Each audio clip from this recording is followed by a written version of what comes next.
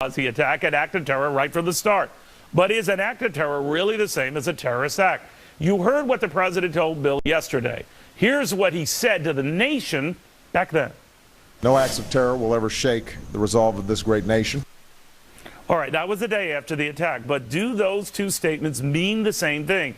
South Carolina Republican Senator Lindsey says no, they do not even close. So, Senator, you're arguing the president's trying to have it both ways, that he immediately seized on this as a terrorist act when, in fact, he did not. No, I'm telling the public the president misled the nation about what happened in Benghazi. Last year, he got the Lie of the Year award for saying if you like your health care, you could keep it. He's going to have back-to-back titles by saying this.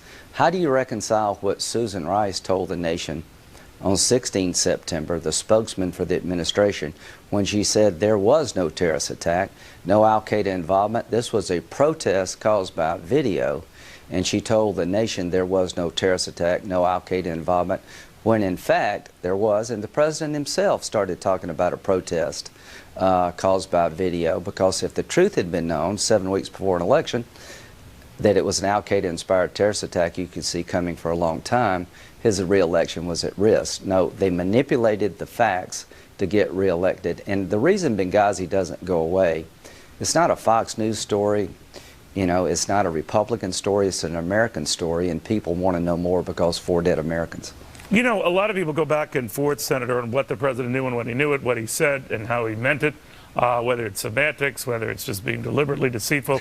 We do know this, that the day after this incident, he was off to Las Vegas for a political fundraiser. Now, politicians go to fundraisers all the time, but if memory serves me right, it was Mitt Romney who was criticized for commenting on this in a plane off to a campaign event, and no one noticed the oddity of the president disparaging that in a plane off to a fundraising event.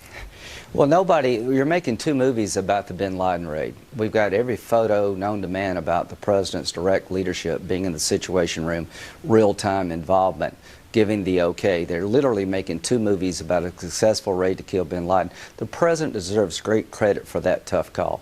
But we don't know what he did that night. We know he never talked to anybody in Libya. He only talked to his Secretary of Defense once.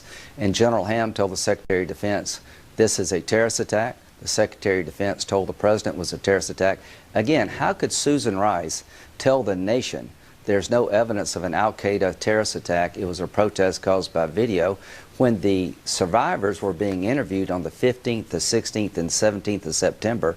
She's on television on the 16th of September being definitive about no terrorist attacks when every survivor said there was no protest. Clearly, they were trying to politically shape the events in Benghazi because it's 7 weeks before an election, and this will catch up with them eventually because they're misleading us, and the president is still misleading us. You'd have to suspend disbelief, as someone famously said, to believe what the president said to Bill O'Reilly.